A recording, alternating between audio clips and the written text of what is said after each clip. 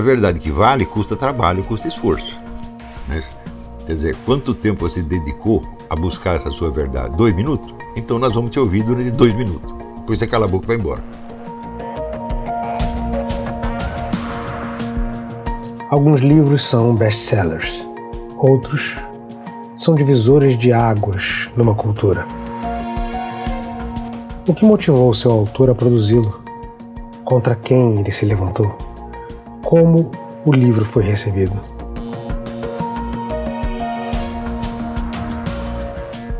Não há dúvidas. Um véu foi rasgado pelo Imbecil Coletivo, livro de Olavo de Carvalho, lançado em 1996. Iniciamos nossa investigação baseados nessas premissas e perguntas. Encontramos inúmeros registros do impacto do livro na intelectualidade satisfeita que o professor Olavo de Carvalho tinha tomado como assunto, décadas depois do lançamento, que caiu na vida cultural brasileira como uma bomba atômica.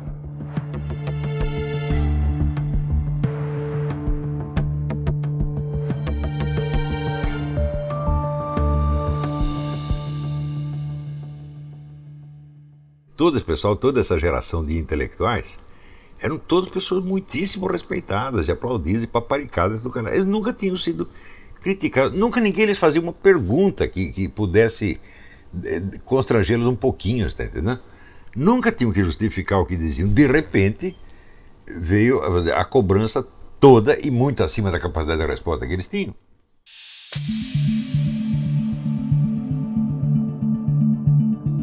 Tudo tem um motivo, toda ação um agente e uma circunstância, e todo livro uma inspiração. As evidências não fazem jus ao próprio personagem da investigação. Fomos então ao autor buscar respostas. O Imbecil Coletivo se originou de algumas notinhas que eu tomava e que eu costumava ler no final das minhas aulas para um grupo privado de alunos. Coisa que eu fui anotando, fenômenos que me pareciam muito esquisitos. E o mais esquisito ainda não é que eles acontecessem, é que ninguém estava reparando. Como ninguém estava reparando, eu fui anotando, né? Sem ter a menor ideia, menor projeto de um dia publicar isso aí. As coisas foram se acumulando e eu vi que no fim das contas tinha um panorama da situação. Quando surgiu a oportunidade de publicar, publicamos logo. Isso foi logo depois do Jardim das Aflições, né? Quando o Jardim das Aflições ficou pronto, o Imbecil Coletivo já estava praticamente pronto, né? Foi só questão de botar uma ordem ali, escrever um prefácio e mandar bala. E a partir dos anos 70, 80, o pessoal ligado aos movimentos de esquerda foi ocupando espaços em tudo quanto é universidade, redação, movimento editorial, tudo. Então, para eles se tornou normal repetir o seu próprio discurso o tempo todo. E é claro que isso aí acaba imbecilizando todo mundo. Isso aí, vamos dizer, politicamente é um bem, mas intelectualmente é uma desgraça. Eles nunca eram desafiados, nunca tinham que justificar o que estava dizendo, porque já estava todo mundo aplaudindo, era só todo mundo jogando confete uns nos outros, uma puxação de saco desavergonhada. E eles não foram então decaindo, foram se degradando ao ponto de começar a escrever besteira uma atrás da outra. Pessoas que tinham sido inteligentes numa outra época. Então daí veio a definição do Imbecil Coletivo, que eram pessoas de inteligência normal ou mesmo superior, que se reuniam com o propósito de imbecilizar-se umas às outras, e faziam isso com grande sucesso. O livro teve uma repercussão ambígua. Metade aplaudiu, outra metade achou ruim. Sobretudo os personagens, é evidente. Agora, o pior é o seguinte, na antefolha de rosto eu coloquei, de gozação, um formulário padrão para a redação de críticas a este livro, dizendo já todas as bobagens padronizadas com as quais eles iriam responder ao livro.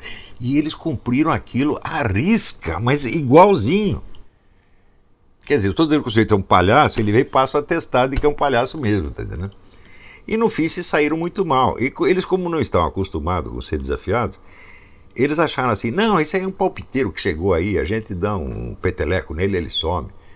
E vieram discutir se saíram muito pior, como está documentado nas edições seguintes.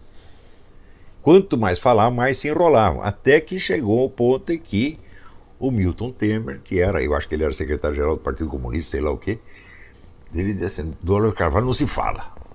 E eles ficaram quietos. E eu achei uma maravilha, porque era exatamente isso que eu queria. Eu falei, vocês ficam quietos, só eu falo, tá? Você ouve direitinho aí. E passaram, então, a ficar quietinhos, que foi a melhor coisa que eles fizeram na vida.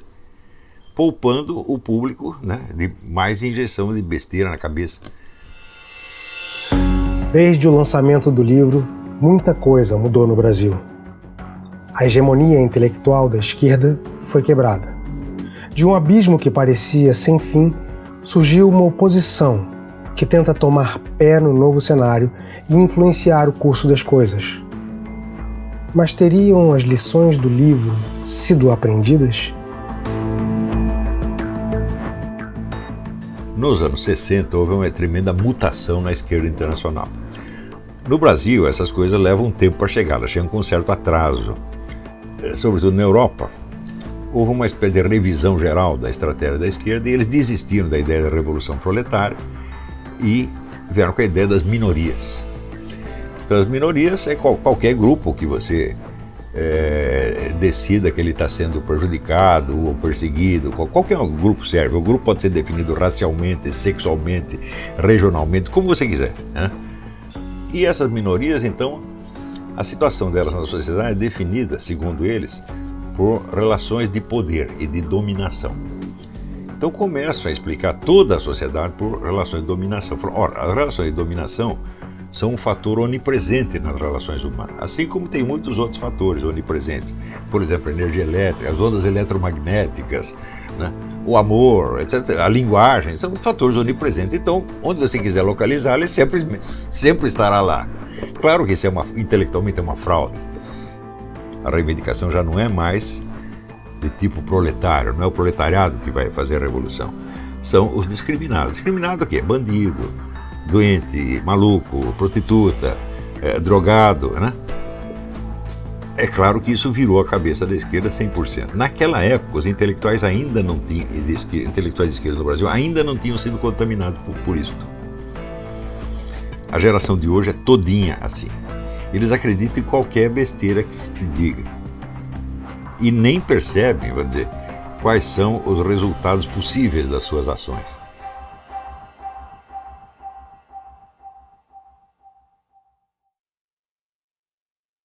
Eu digo o seguinte, se você eliminar todas as hierarquias culturais, psicológicas, morais que existem, então o que sobra? Sobra o poder econômico nu e cru.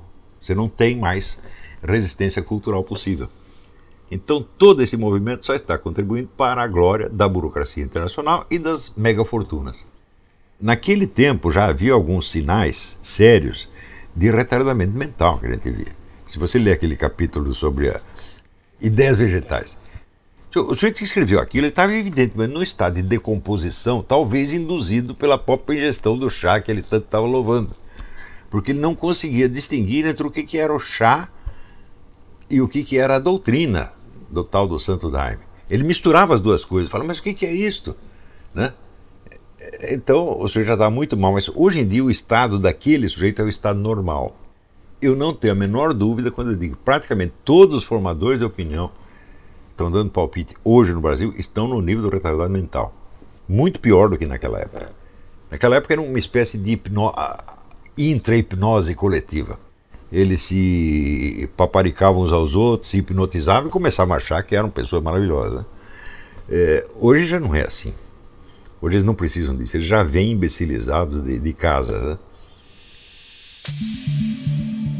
Olavo de Carvalho deu voz a muitos com o imbecil coletivo. Mas parece que o problema é muito mais profundo do que a vitória inicial conseguida com o livro prometia. Eu acho a maior dificuldade que as pessoas em geral reagem a isso com indignação, de maneira puramente emocional, e não entendem qual é o processo real. Então elas acabam dando tiro no escuro, é o que todo mundo está fazendo hoje. Praticamente todos os movimentos conservadores, cristãos, eles são ineficazes. Eles não funcionam, porque eles não têm foco. Então, por exemplo, essa questão, temos que defender a família. Peraí, mas o que está havendo é uma destruição da família? Não. Está havendo a destruição de algumas famílias. as famílias da classe dominante, as famílias do Zuckerberg, do George Soros, não estão se dissolvendo e não querem se dissolver. Então, longe de ser uma destruição da família, é uma transformação da família num privilégio. A destruição da família popular é uma coisa, a destruição da família em si é outra. O pessoal pega o termo genérico como se fosse o símbolo de um valor. A família está associada à religião, etc, etc. E defende esse símbolo. Eu digo, mas o que está sendo destruído é só a família do povão, meu filho. As famílias tradicionais dos mandantes estão cada vez mais sólidas. Então, o que está havendo é uma restrição do direito de ter família. É completamente diferente, vamos dizer, de um ataque ao valor símbolo família. Totalmente diferente. Então você sai defendendo a família em geral, você está defendendo uma coisa abstrata que não está sendo ameaçada.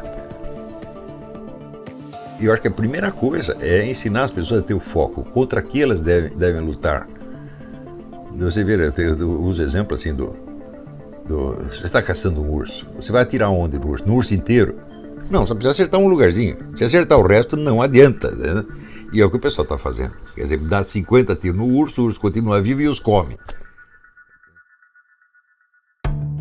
Ainda urge lutar contra a ignorância presunçosa, o ódio contra o conhecimento, a tendência à estagnação da inteligência nos ambientes de trabalho, nas famílias, em círculos de amigos, em todos os espaços que ocupamos. Da mesma forma que Olavo, sem medo de perder os bens, a honra ou a própria vida. É preciso recuperar o Brasil que poderia ter sido e não foi. O brasileiro tem desprezo pelo conhecimento. Ele acha que ele não precisa estudar nada, que o que importa é, vamos dizer, que a ideia que está na cabeça dele já é mais perfeita. Ele não problematiza as coisas, né? Agora, eu estou estudando essas coisas vai fazer mais de 40 anos. Mas daí surgem as invejas e os alpinistas sociais, o sujeito que quer se promover. Não, o Olavo de Carvalho está ultrapassado, agora sou eu. Os caras não sabem nada, bocó de bola, dá palpite. Às vezes tem pessoa que faz até com chamada boa intenção. Eu não acredito que há boa intenção onde não há a busca da verdade. Não é o amor pela verdade. Se você eu vou aqui proclamar a verdade e a justiça, você está pressupondo que você já sabe. Não lhe deu trabalho nenhum, não custou nada, isso é uma verdade barata, uma verdade vagabunda, que vale tanto quanto uma mentira. O Brasil de Miguel Reale, de Otto Maria Carpo, de Gustavo Corsão, de Heberto Salles, de Gilberto Freire. O Brasil que nos foi roubado por uma corja de ladrões da inteligência, de corruptores da alma. Um Brasil cujas sementes guardamos em nossos corações para plantar quando essa geração maldita tiver passado.